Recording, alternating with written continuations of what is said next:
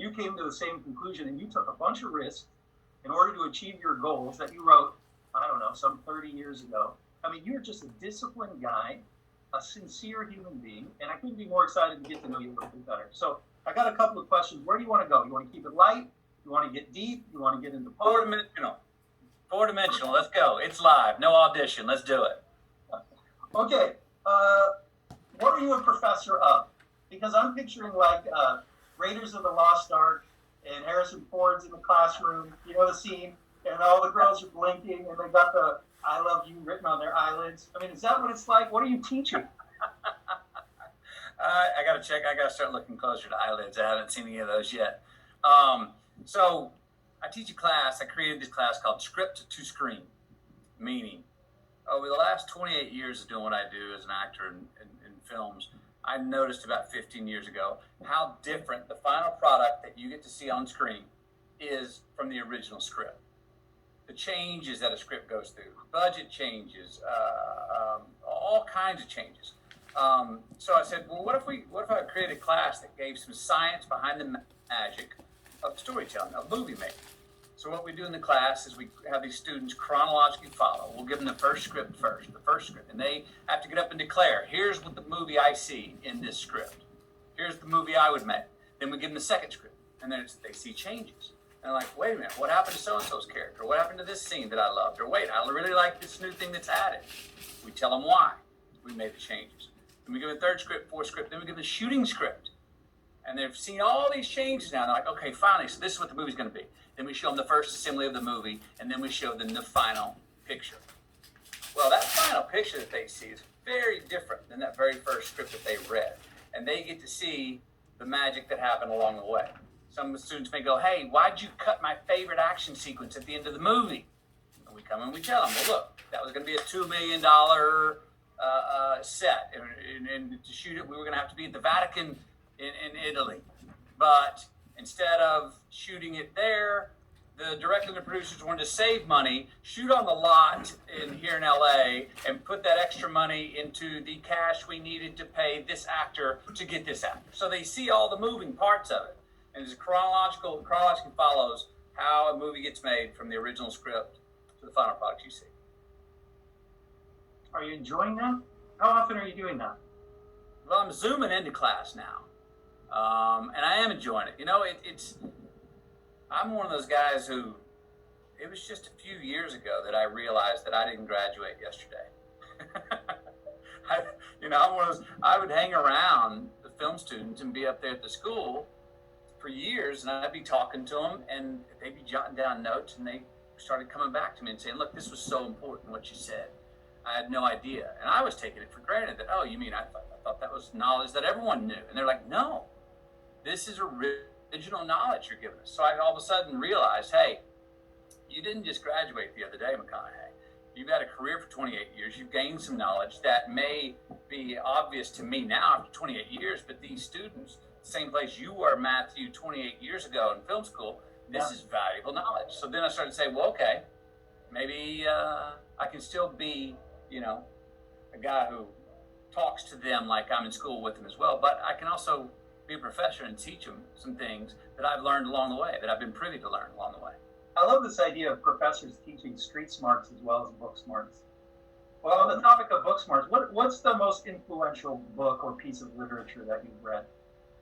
For me, it's a small paperback that changed my life. It's called The Greatest Salesman in the World by Og Mandino. I believe it came out in 1968, the year before I was born. And I've never been a big reader.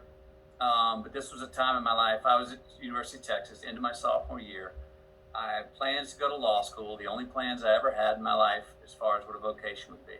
And I wasn't sleeping well with the idea, meaning, no, I got to go to school, then I graduate, I got to go to law school. I won't be putting my mark in society until my 30s. Do I really want to spend all my 20s learning? I said, not really. Well, at the end of my sophomore year, right before a psychology exam, I was at a friend's place, and I had 3 hours before my exam, and I was a study bug, meaning if you give me, I'll spend every last second studying. Had great grades, 3.82 GPA, all that. For the first time in my life on this day, I shut my books. The 3 hours before my test and said, you got it. Don't study anymore. Then I put on ESPN. I'll watch any sports. I'll watch the strongest man competition. I put on sports. My team was even playing a baseball game. For whatever reason, I wasn't interested. I then look over the stack of magazines to the left of the couch. There's Sports Illustrated and there's Playboys and things. So there's more things that I'm interested in. But for whatever reason, this day, I'm like just flipping through the page and go, no, not interested, not interested. Well, I go 7 deep into that pile of magazines. And there was this white paperback book with red cursive writing that said the greatest salesman in the world. And I remember saying to myself, who is that? Picked the book up, started reading it, found out in the book that the greatest salesman in the world is whoever the hell's reading it. All right. And I looked up and got to the first scroll, which in this book you have to read each scroll 3 times a day for 30 days before you move on to the next scroll. And there's 10 of them, so it's a 10-month read. I looked up, shuffled my friend whose book it was, and said, hey, can I borrow this book? He goes, you can't borrow it, you can have it. My dad gave it to me and told me to pass it on to someone who needed it. I took the book from there. Whatever it was, feeling that book found me. Meaning, no one said, you got to read this book. No teacher told me, you need to read this book. The book found me, and it was the next night that I called my dad and said, I don't want to go to law school anymore, I want to go to film school. And it just kind of gave me the courage to get over the hump and make that decision for myself. For those that aren't familiar, and I was not familiar until I read your book, which introduced me to that book, it's like this thick, right? It's like 100 pages. And you read it, a part of it, every day for like 10 months because that's what it told you to do. So I'm reading that and I'm thinking, man, this McConaughey, he is a disciplined son of a gun. Yeah. I mean, it comes through in some of your roles. People that have seen your movies, they know that you go above and beyond for the character. I knew you as the rom-com guy. I watched True Detective when it came out, and I was like, whoa, McConaughey's bad. Because you open that scene, and you're all gone, and your face has these lines in it, and your hair's long, and it's gray, and you just look like some McConaughey we've never seen, right? You take a long drag on the cigarette before you answer. It's like, whoa, who is this dude? And you have this persona, at least you did with me, of like the guy that's a feather in the wind. Like everything's easy, and you just, kind of dance through life. But when you get to, when you learn a little bit more about you, you do all the pregame. You're like a pregame guy. Pregame. That's where the work is. You do the pregame, you do the preparation, that's where the work is. You do the work so then when it's game time, you can play. I've always been disciplined to where, I work my butt off to make it hopefully look easy. By the time I show up to work, I don't want to be in my head anymore. The work preparation is the intellectual side. Let's figure it all out. By the time I get in the proverbial game, I want to be on instincts. I want to be being able to call audibles live.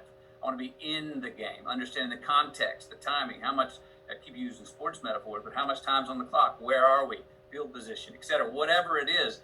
So when I go to work, day one of shooting, it's easy now. Now I'm playing. Now I'm free. I've thrown everything I've learned away because I've studied it long enough to not even, if it's not instinctual by then, it's not going to be. So it's months of preparation to then show up and look like I just kind of woke up and said, what are we doing today? Legend. So where does that come from? So you might not know this. I know this about you. You're raising young kids. I'm raising young kids. And discipline's big. So where did you get that? Was it innate? Did it come from your parents, your mom, or your dad? Can you tell us a little bit about growing up McConaughey? Yeah, I'd say, work ethic by our dad was instilled in us. My dad early on actually said it that night when I called him to say I want to go to film school instead of law school. And once he heard me say that's what I wanted to do, and he could hear in the tone of my voice that I kind of wasn't asking permission, he gave me 3 of the greatest lines, 3 of the greatest words he's ever given me or I've ever heard. He said, well, don't half-ass it. And boy, that's a good one to take in your pocket anywhere. Relationships, people, work. Don't half-ass our relationship with our own past. Don't half-ass our relationship with where we're going. Don't half-ass our relationship with who we are and where we are right now.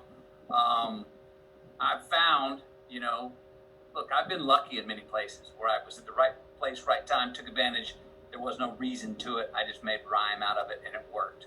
I've had many successes where I jumped off the cliff and figured out how to fly on the way down.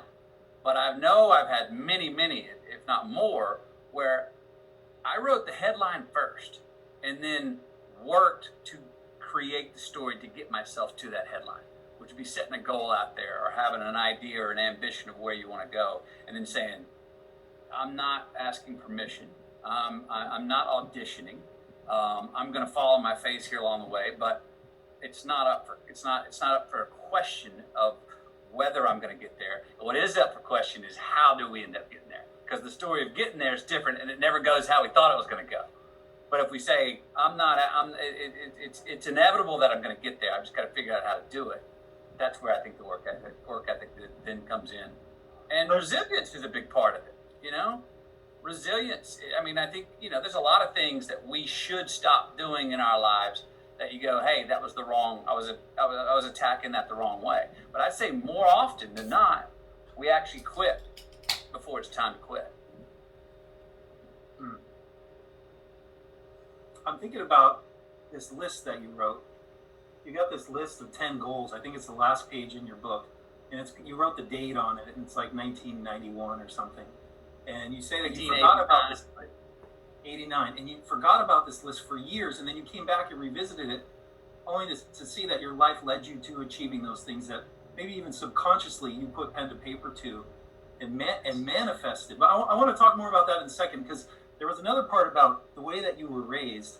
And at the company I worked at, Rubrik, all the employees this year got a book called Mindset. You probably heard of this thing. It's a big deal. It's like, think of things in a certain way. Never say, I can't. Say, I can't yet. This kind of thing. And you said in your book that your parents taught you 3 things: not to hate, not to lie, and to never say that you can't. Can you tell us a little bit about that? Yeah. So, those were 3 of the first things I got my butt whooped for by my parents. For lying, for saying I hate you to my brother, for saying I can't. And what I realized is that they were instilling those values in me right there. I mean, so if you look at the antonyms of those words, which are 3 good things to do in life: tell the truth, love, and it's okay to be having trouble doing something, just don't believe you can. My parents were getting me ready for getting out and negotiating life, I think, with that. I mean, you got your mouth washed out with soap for saying shit or the F-bomb or damn or something else, but you got worse than that if you said C-A-N-T or hate. So there were values instilled in those words, because those are words that can really, really hurt you in life beyond living in a household under your parents. I remember my dad, one time I was supposed to mow the lawn. It was my chores on Saturday morning, and I was out there trying to crank up the push lawnmower, and it wasn't starting. So I went inside to him, and it was early in the morning on Saturday, and I said, Dad, I can't get the lawnmower going. And I saw his molars meet. And I went, uh-oh. And I went, that's right, I'm not supposed to say that word. But he looked at me, he stood up, came by, gently grabbed me by the arm, walked with me out of the bedroom, through the kitchen, out of the garage, around the back to the lawnmower. He knelt down to the lawnmower, cranked it a couple times, didn't start. Got the toolbox out, messed with it, fixed something, all of a sudden pulled it, cranked it up.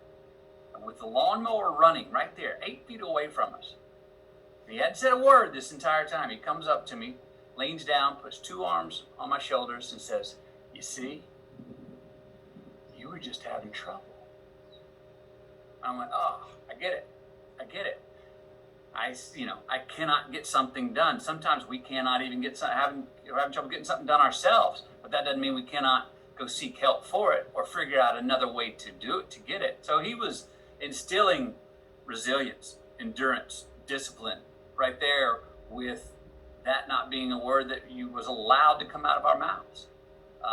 And then the hate one, speaks for itself. I remember it was my birthday. It was my own birthday.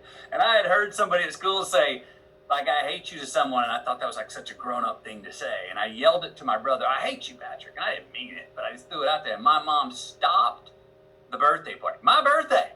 I mean, I think the damn candles were about to be lit. Stopped it. And disciplined me right there in front of all my friends. But it was a good lesson to learn. Don't hate. Don't say I can't, and then don't lie. It was 3 good ones. Yeah, those are great. Those are great lessons. And your parents, talk about resilience. Your parents are a study in resilience. I mean, that was to read about it. That was a tumultuous relationship that persevered. That's how they wanted it. They were divorced twice, married 3 times. To each other. To each other. All right, that's pretty much a can't live with you, can't live without you right there. I mean, there was a crazy line. There was a crazy line you said where your mom's middle finger was broken. 4 times. From going up to my dad. My mom, Jersey girl, 5'4". Dad was 6'3", 260. And mom, 100 pounds, wet, 5'4", would go up and just pop him in the forehead with that finger, bang, and he'd be like, Katie, stop it. Katie, stop it. Katie. She was picking these fights. She started every one of those fights. And to this day, she's 88. And to this day, she'd be like, oh, yeah, that's what I needed to communicate. And it is what she needed. Unreal. Your dad and some of the rites of passage that you and your brothers went through. I mean, tell us a little bit. Give us the character of your dad, because I lost my dad this year, and it's a real moment to step into life without a dad. And I know that you went through that. Tell us a little bit about your dad. So Dad, was raised blue collar, right? You get a job, you work your way up. He was a truck driver, and then he ran a Texaco station, and then he worked his way into being a pipe salesman and became a pretty doggone good salesman. Not as good as his first son, my older brother, which I tell that story in the book. He was big on values. He was big on respect of self, respect of women, about being about your word, about finishing a job. I remember, when in the mid '80s, when the oil boom tanked and everyone was going bankrupt, he had so much pride he couldn't go chapter 13 or chapter 11. He was like, I can't do it. I can't sleep at night with that. And I remember we went to the banker and looked for a loan. He goes, he goes, look, I could. The banker told him no. And he said, look, I can either walk out that door alone and try and make it work, or we can walk through it together, and I promise you it'll work. And the banker ended up giving him the loan, and he ended up being able to pay it all off and not go bankrupt. He was big on that. At the same time, he was a Ponzi scheme lover, man. I mean, he invested in diamond mines in Ecuador. There wasn't no damn diamonds over there, man. But he went over there and hacked through the jungle with the machete and got his picture taken, and it was the what if. He was big on the what if. And he would always say, if I could just hit a lick, that was his word for if I could make it. If I could get that big sell that could set us up. We as a family, we were never more than middle class, but we never knew we never thought we were any less than upper middle class. I mean, we got what we needed. But, I tell that story when I wanted to go to the University of Texas instead of SMU. My dad wanted me to be a Longhorn, not a Mustang. It was SMU. Now, I thought, I didn't know why. But I get a call from my brother after telling my dad, no, I want to go to SMU instead of Texas. That's where I want to go. I want to go to SMU instead of Texas originally. And my dad wanted me to be a Longhorn, not a Mustang. Well, I didn't understand why. And then my brother calls me and he goes, look, Dad's not going to tell you this, but he's having trouble making ends meet. And if you go to SMU, it's a private school, and it's going to cost him $18,000 a year. You go to UT, it's going to cost him $5,000 a year. You'll be doing him a real solid if you go to Texas. So I made my mind up, called him and said, Dad, I want to be a Longhorn. He's like, oh, God bless you, son. God bless you, son. Whew. Hook 'em horns, buddy. Hook 'em horns. Well, I never told him that my brother called me and said you'd be saving him $13,000. But that was it. He would have found the money to send me to SMU if I'd have stuck to that decision. But it did help him out a lot by saying, I want to go to Texas and saving him that money. So he tells you, go for it. He tells you, don't half-ass it if you're going to change from law school to Hollywood. And you sit down and you decide, I guess, not to half-ass it, because on this list of 10 goals, you write down, win an Academy Award, and it's something like, you're just shooting the first scene, or you just concluded the first scene of your first movie, something to that effect. 2 weeks after, 2 things, I wrote that down as a goal. 2.5 weeks after I'd started my first scene ever in a movie on Dazed and Confused. And 10 days after my father passed away. Now, I never looked at that list again. And you see what's on the list. I've achieved or am in the midst of achieving all 10 things on that list. And I found that list when I went to write this book and was like, I forgot I wrote it.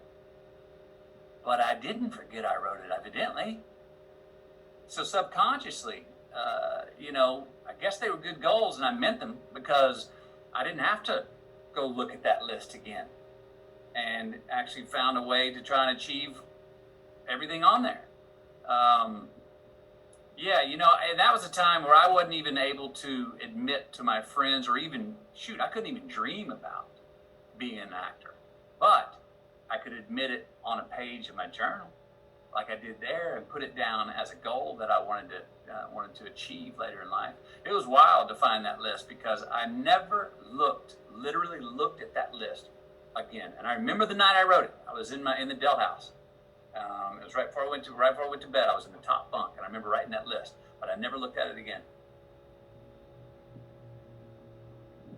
There's that saying, man makes plan, plan makes man, and there's something about putting pen to paper on goals. It sounds like for you it was even subconscious. Yeah. You that plan and you made it happen, and it's unbelievable. It is unbelievable.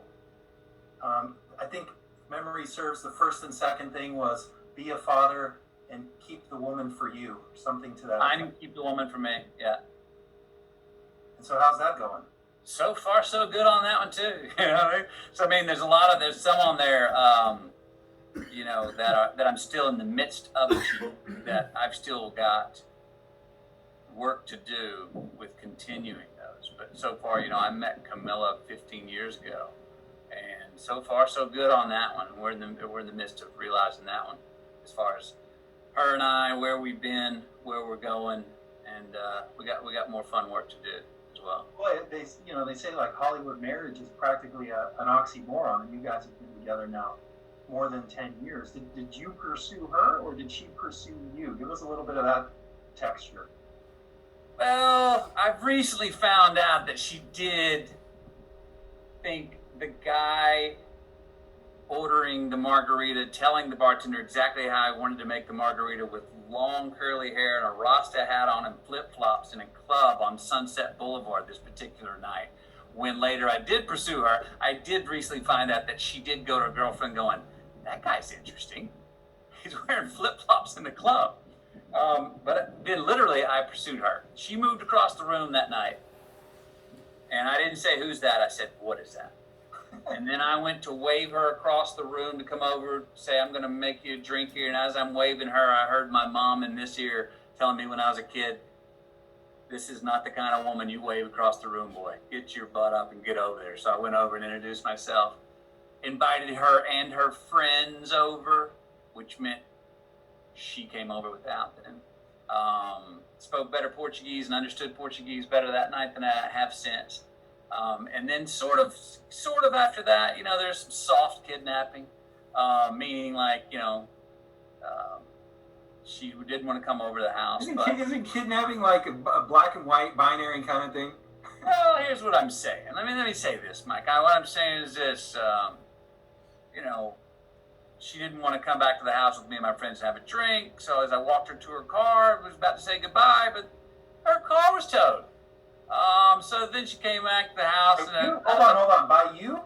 I don't or by serendipity? I don't know what you're talking about, man. So then we get to the house. I'll say I'll have the driver take you home. And when it was time to go, I walked her outside, and damn it, that driver wasn't gone. And then after that, I went in and called some cabs, and all 3 cab companies said they didn't have any cabs available. Dang it, she's got to stay over. Shame on me for thinking any less. You got skills, man. So when did you decide to commit to committing?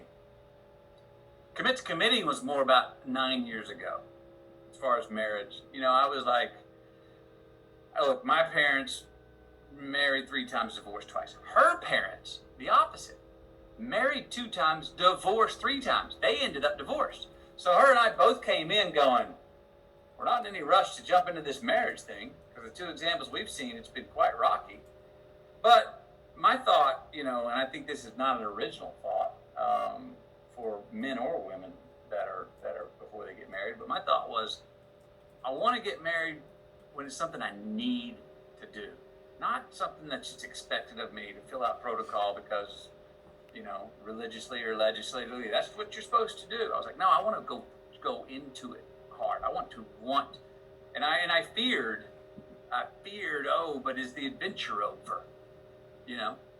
Once you get married, what does that mean when you come together in union with someone that you now have 50% of the original experience of any new thing and they have the other 50%?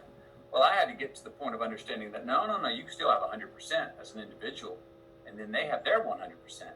And through the funny math of your covenant with God, actually 1 times 1 equals 3. And so when I realized that my adventure wasn't over, I was about to go on an adventure with a lifelong partner, and the woman that I loved and the woman that I wanted to be the mother of children we created, and the woman that is a great friend to me. When I realized that, I understood that, the adventure just kicked up a notch, Matthew. And so we talked about it a lot. I talked to a lot of very successful men that had successful marriages, women that had successful marriages. Spent a lot of time with our pastor as well, to get to the place where it's like, oh, no, I not only want to get married to this woman, I need to. It was going to be a bigger risk to do that than not to. And so I was like, what risk are you afraid of? What are you afraid of? Me talking to myself, McConaughey, what are you afraid of? And so then once I felt solid like that, and I hoped she did, that's when I bent my knee and asked her, and thankfully she said yes. Fantastic. And now you have 3 kids. Yes, we got 12, 10, and 7.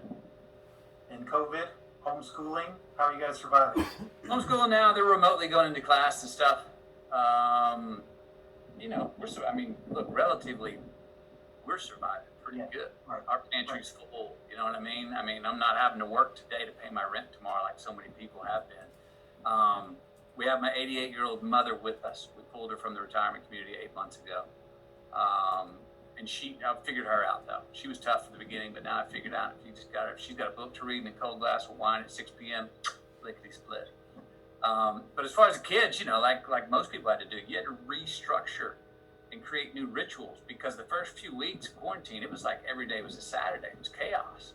So we had to create new structure, for the kids to have expectations throughout the week to get some semblance of normalcy, because, I think the toughest part is it's been limbo for so long, and for everybody wondering, well, is next week the week we can re-engage? Is the week after that the week we can re-engage? That's been the toughest part. But I think we got it rolling pretty good now. Yeah, we're the fortunate ones, the majority of the folks on this call, I imagine, that are able to continue to work through this. And, we're in that fortunate set of circumstances where the worst thing we got to worry about is our kids don't have extracurriculars to go to. But, it's a tough time. And I think, your message of persevering and resilience. One of the other things I noticed about you is you're a risk taker, but a calculated risk taker. So, tell us about around the same time, I guess, you were going through the courtship with your wife, you were also rolling the dice on your career. Yes. Yeah, very much that so. That was a pretty bold move. There's one story you talk about, I think it's something like 20 months, there's no calls. So you're on top of the world, right? Your money's rolling in, life is great, and some would argue, throw it all away. But it was a very calculated risk, right? And it was calculated, but it was still a one-way ticket into limbo. I did not know if Hollywood was going to be calling Ken. There was no guarantee of that, and I understood that. So what was the frame of mind that you had? Sorry to cut you off, but what was the frame of mind that you had that led you to one-way ticket? Yep. So there's a time when I was very successful with romantic comedy. They were paying me well. I enjoyed doing them. I actually found them easy, and that became the problem. They became almost like I could look at them, read one tonight, and feel like, I can do that tomorrow morning. And I was like, well, that's not a bad thing, but I sure do wish I could find some work that's going to challenge me, that I'm going to read a script and a character and go, oh, yeah, I don't know what I'm going to do with this, but I can't wait to find out. Well, those roles were not being offered to me. That dramatic affair was not being offered. No matter how much of a pay cut I would give, no studio was ready to finance me, Matthew McConaughey, in a dramatic role. But boy, I was top of the hill when it came to rom-coms. I was the go-to guy. So I decided if I can't do what I want to do, I'm going to quit doing what I've been doing. And that's the risk. And I was like, okay, you step out of your lane, and Hollywood's got no help wanted signs anyway. Hollywood may not call again. You know, you may have to find a new career. Who knows how long you're going to go without work. But I checked with my money man, found, understood, made it reassured that I'd saved my money well, because I said I'm not going to be working for a while. I don't know how long. Checked with my agent. Shed many a tear on Camilla's shoulder about going, I'm going to get wobbly. Man, I need work for significance. I need to accomplish things. What am I going to be doing every day with myself?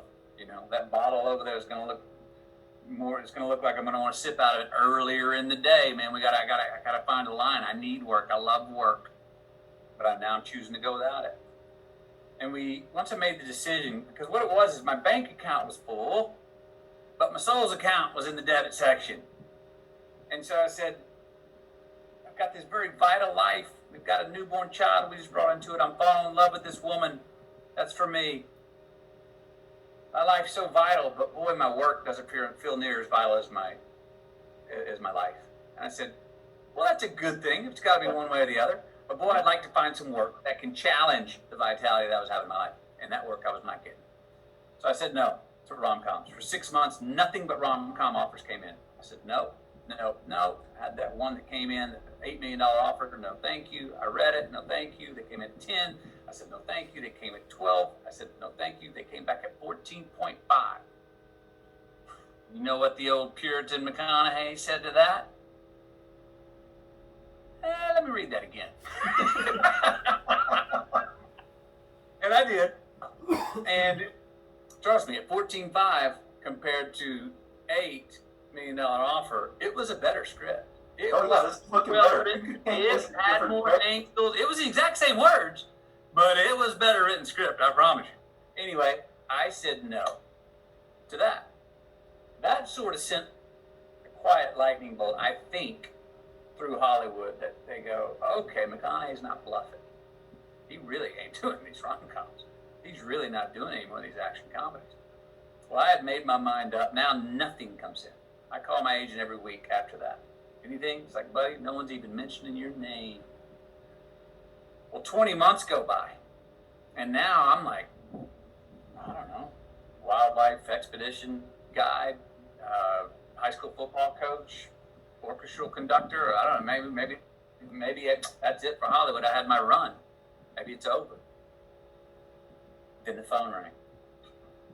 And guess who, after 20 months of being gone, of not seeing me in your theater in a rom-com, of not seeing it on your TV screen in a rom-com, of not seeing me shirtless on a beach, where's McConaughey been? Of not seeing me, I'm forgotten. By being forgotten, all of a sudden I became a new good idea. So all of a sudden, Lincoln Lawyer comes in, Killer Joe, Paperboy, Magic Mike, Mud, Bernie, True Detective, Dallas Buyers Club, and I just said, that's what I've been talking about. That's what I want to do. And I just got ferocious on it and went on a run and did those movies that I wanted to do. So I unbranded. I didn't rebrand in that 20 months. I unbranded. I went away and got some anonymity from my brand and was away long enough that then I became a new good idea after 20 months to go, now I can rebrand and do these other films that I want to do, kind of stories I want to do. I mean, to me, that's another story of discipline. I mean, Yeah. to have the discipline to say, I know what I want, and I'm not going to be swayed, even at nearly double the offer. I mean, that takes guts. That takes resilience. Well, I got to say this though. You would think that as each day went by, like you would think that month 15 would be harder than 14, and 16 would be harder than 15, but it wasn't, because around a year of not getting offers and saying no, it's almost like I was getting recharged and gaining honor with the endurance, with the sabbatical I was taking, with the stand I had made, and I was starting to feel like oh, there's no way you're going back unless it's what you want. Well, we'll find our own path. You got swagger. A lot of it. Yeah, a little bit like, I know I'm not pulling the plug. I'm not pulling the parachute. And if I did that now, this would all have been for nothing. No, and I had a hunch. I kept saying something's in this, but I mentally sort of made the decision early, very clear I wasn't going to do it.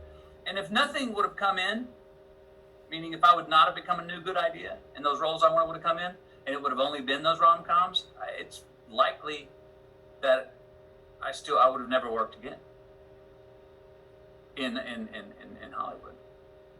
So for me, it's when you have time off, but you know there's an end in sight, you can really enjoy the time off. But when you have time off and you don't know what's around the next corner, you can get, like you said, wobbly. How did you manage that? Like, were there some learnings through that experience? Was it difficult, easy, strategies? It was difficult. I had a couple of things. Look, I was going to stick to my guns no matter what. I'm confident of that.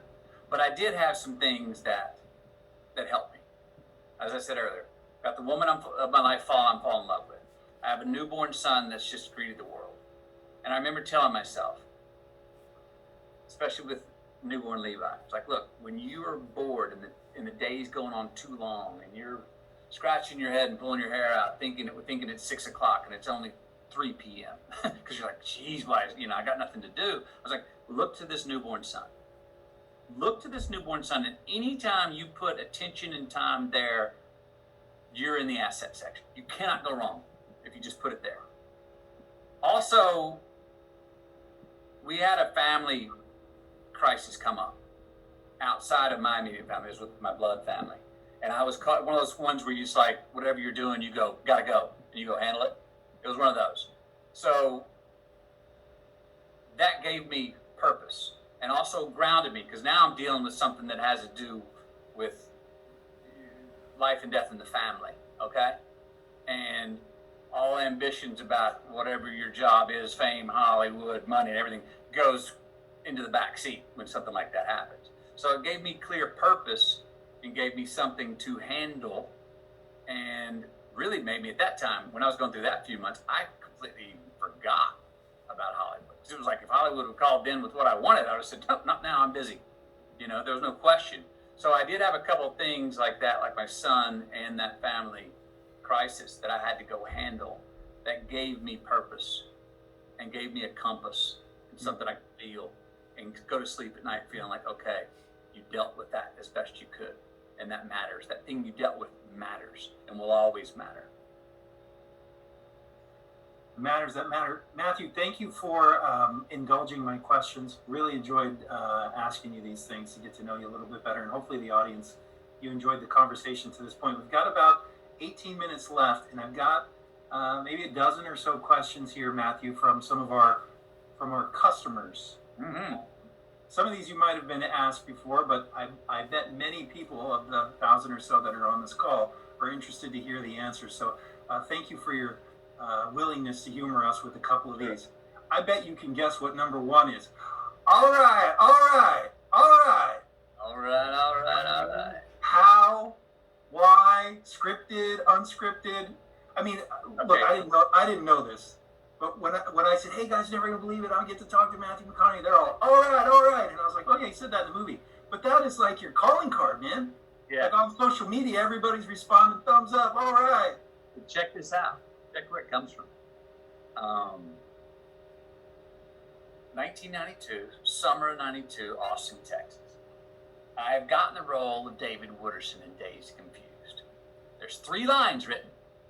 All right, it's not one of them. But one of them that was written was the scene where Wooderson's out in front of the pool hall and he checks out the girl going by, and his buddy says, you're going to end up in jail. You do that. Wooderson's like, no, man, that's what I love about those high school girls, man.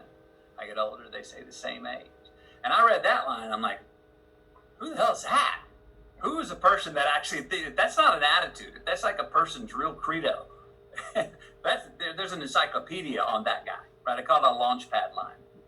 Well, I get called to set to do a makeup wardrobe test. I am not supposed to act. A makeup wardrobe test is You come in, you put on your wardrobe for your character, you do makeup.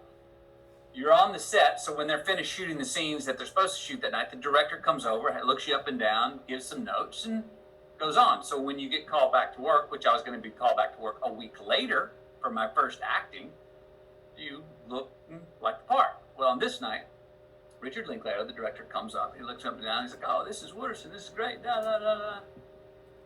And I said, just as I was about to say, "All right, cool. See you next week." He goes, "Hey, man, I got a question for you." I said, "Yeah." He goes, "You know, Wooderson, he's the kind of guy who's probably been with the typical hot chicks. You know what I mean? You know?" I'm like, "Right." He goes, "Well, you think he'd have any interest in like the redheaded intellectual?" I'm like, "Oh yeah, man. Wooderson likes all types of chicks." Da, da, da. He goes, "Well, Marissa Ribisi is playing Cynthia, the redheaded intellectual over here, and she's over here in her car, and she's got her nerdy friends in the back, and it's a drive-through burger joint. You think maybe Wooderson would pull up and try and pick her up?" And I'm like, "Give me 30 minutes." So I take a walk with myself, and I start to go, "Okay, who's my man? Who's Wooderson? What is Wooderson about?" Next thing I know, I got a lavalier mic on me, and I'm sitting there about to shoot my very first scene where I'm about to pull up and go try to pick up Cynthia, the redheaded intellectual, and there's not a word written. That's all we know. So I'm going through my head to myself. I'm saying, who's Wooderson? What is Wooderson about? And to myself, I say, well, Wooderson is about his car. I'm like, here I am. I'm in my 70s Chevelle. There's one. I said, Wooderson's about getting high. Oh, well, Slater's riding shotgun. He's always got a doobie rolled up. There's two. I said, Wooderson is about rock and roll. I said, well, I got Nugent Stranglehold jamming in the 8-track. There's three. And then I hear, action. And in my head, I look up Cynthia, the redheaded intellectual over there, and in my head I say, and Wooderson's about picking up chicks. I got 3 out of 4. Put it in drive. Pull out. All right, all right, all right. So it was 3 affirmations of the thing that my character did have on his way to go get the 4th. Batting 750, trying to go bat 1,000. First 3 words I ever said on screen. That's the most amazing thing. The first 3 words have persevered as your, Well, and that's why when people go, does it bother you that it precedes you? And I'm like, hell no. I tell them that story. I'm going like, here's the thing. Those 3 words on that summer night in 1992, I didn't know if that was going to be like a one-off little hobby where I got to work 2 days in the summer of 92 as an actor and never did it again. But here I'm 28 years later, it's turned out to be a career. So yeah, you can introduce me with those words whenever you want, because that goes back to the inception of when I found out my career, which I love to do. Fantastic. So you do that, and then you say, hey, I'm going to go win the Academy Award, and you dedicate yourself to the craft. The next question, Eric Morrison, if you're out there, IT manager from FTS International, he says, what's the most difficult character to prepare for? One that's not well written. If it's a well-written character, it's a lot easier to prepare for. In preparation for a character or a role, what I first do is I look at what's on the page. What is written? What do they say? What do they not say? What do they want? What do they need? What are the obstacles? How do you overcome them? You go to the page before you go to the imagination. Well, a script that's not written well, number one, I try not to get in those, but when you get a script that's not written as well, you go to the imagination sometimes too early, and you're not really taking what's on the page, the information that's given on your character, because maybe it's not soundly written. But boy, if something's really well written, True Detective, wonderfully written, man. Stuff sizzled. I couldn't wait to turn the page to hear what the hell came out of Rustin Cole's mouth next. That's so well written. I made character choices for as I played that role, but you look at how I didn't do much. I trusted the words. I trusted the word on the page and just said, just believe exactly what you say without solicitation to anyone else, and there can be a dynamic character here. That's a well-written script. Now, if something's well-written, all you got to do is believe in what the hell they're saying and do it. If it's not well-written, you're trying to make things happen. You got to do more acting when it's not well-written. And what the goal is to not do as much acting. Yeah. Awesome. Next one I got here for you is from Mark Riddings, TWRA. He wants to know, is there a bucket list role you're yet to do? Oh,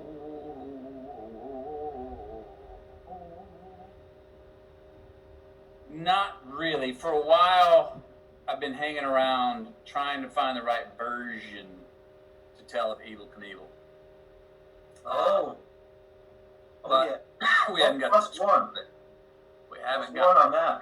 lit yet.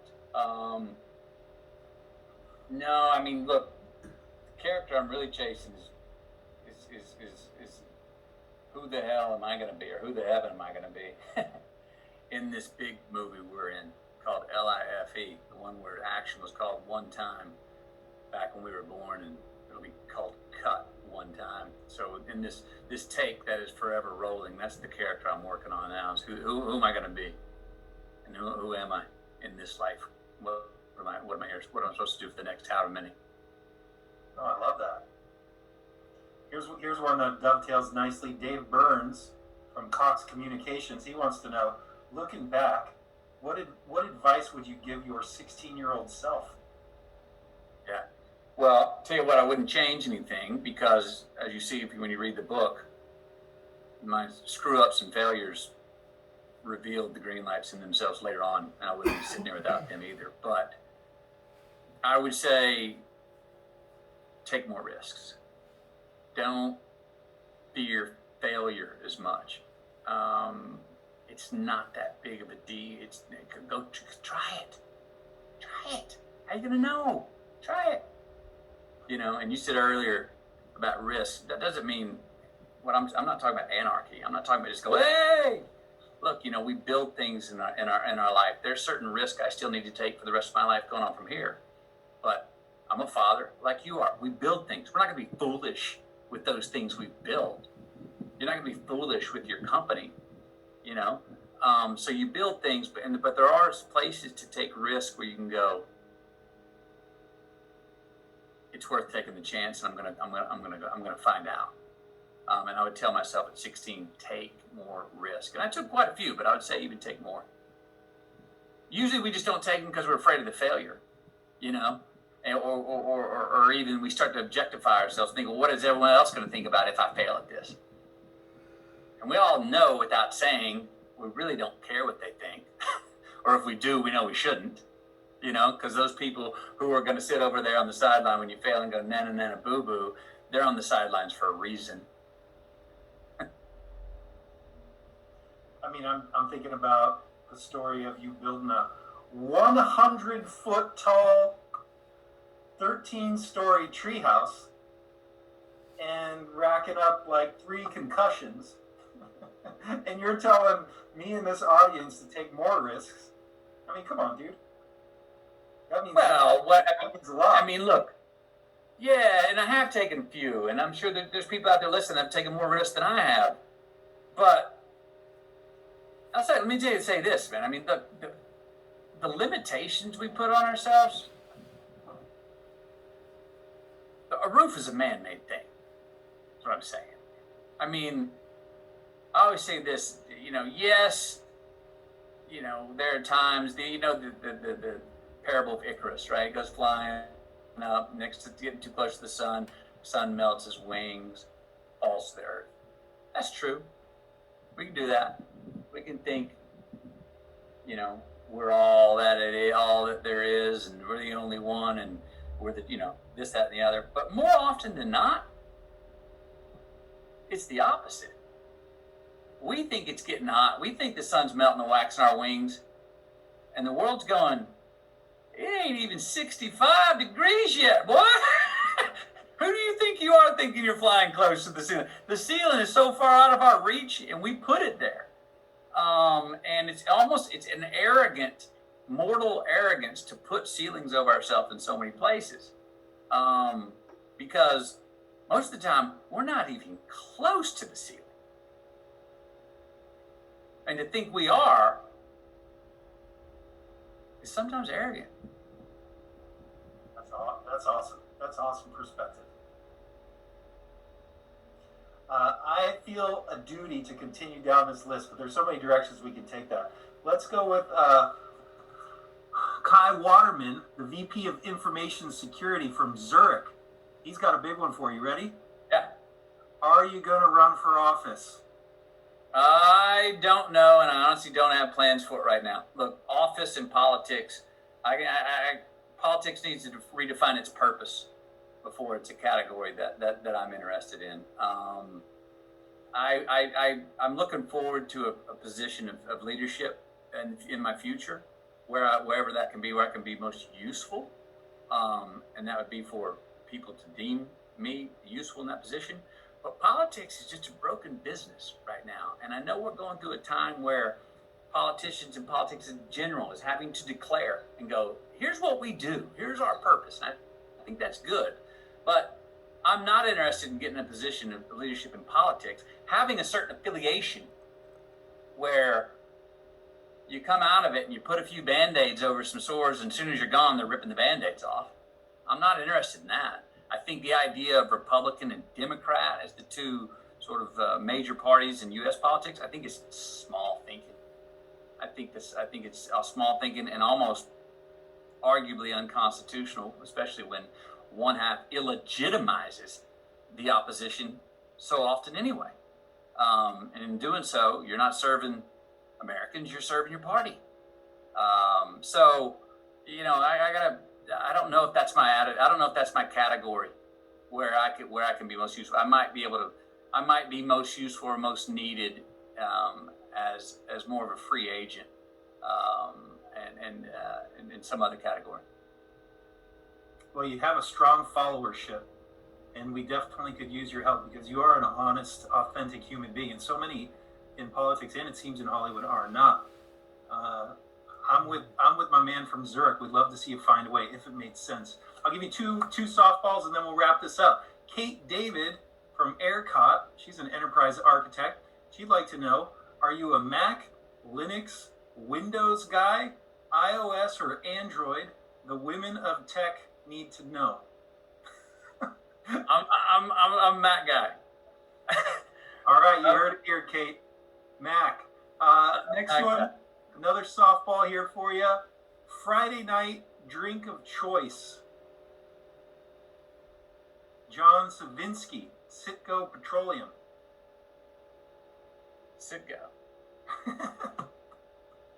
Long Grant. There it is. Yeah, it did. I like a little bit of bourbon, and I got to make this with Master So Eddie Russell. It took us 2 years. I wish it would have taken 200, but now we have bottled it. And this Long Branch is my favorite bourbon on the planet. Very cool.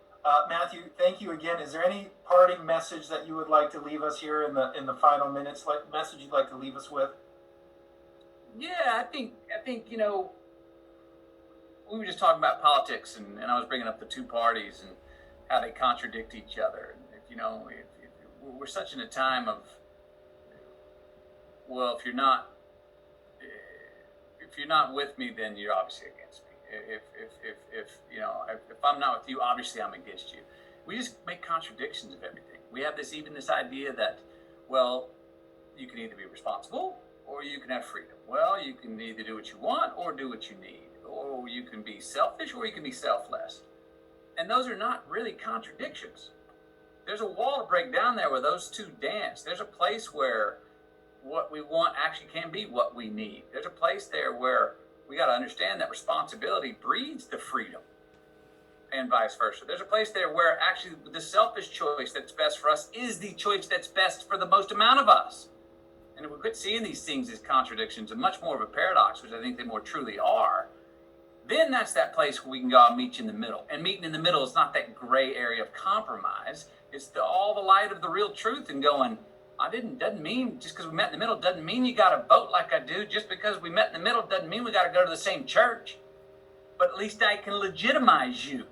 I've said this before, we don't even have true confrontation right now, because true confrontation, which does lead to unity, means you have to legitimize the opposition's point of view, which means you have to at least give it some validation. Well, we don't even give people validation right now. We illegitimize someone who opposes our point of view, and we make them persona non grata. And that's not the way forward. That's not the way forward. So I think if we can just keep thinking about, where are those places. If you do something everyone knows out there, when you do something selfless, who feels good as well? You do. And if you do something truly selfish, not in the sort of inherent definition of the word, do something truly selfish that pays you not only now but pays you back tomorrow. What's the more selfish choice? Picking your pocket right now, Mike, and going, I got $200 out of your wallet right now, but now for the rest of my life, when I go around, I'm in Santa Cruz, I got to look over my shoulder for Mike because I stole from him, man. Is he around here? What's more selfish? Or not to pick your pocket and to go forward and to run into you next time and not have to look over my shoulder? I would say the second one is a more selfish choice, because I've pulled stress from my life in the future. I've given myself less reasons to look over my shoulder because I hadn't screwed people over along the way. So I would just say, try to think about redefining what selfish means, because true selfishness does take into account delayed gratification and the green lights that we can get and create for ourselves tomorrow. And not only for our life, how about our kiddos? Matthew, thank you very much. It was a Enjoyed real that. pleasure. Enjoyed it, Mike. Greenlights is a great book. It's coming to everybody on this call. From all of us, have a great holiday. Everyone that's attended from Rubrik and NetApp, thank you guys very much. Have a great holiday season. Bye-bye. Be good.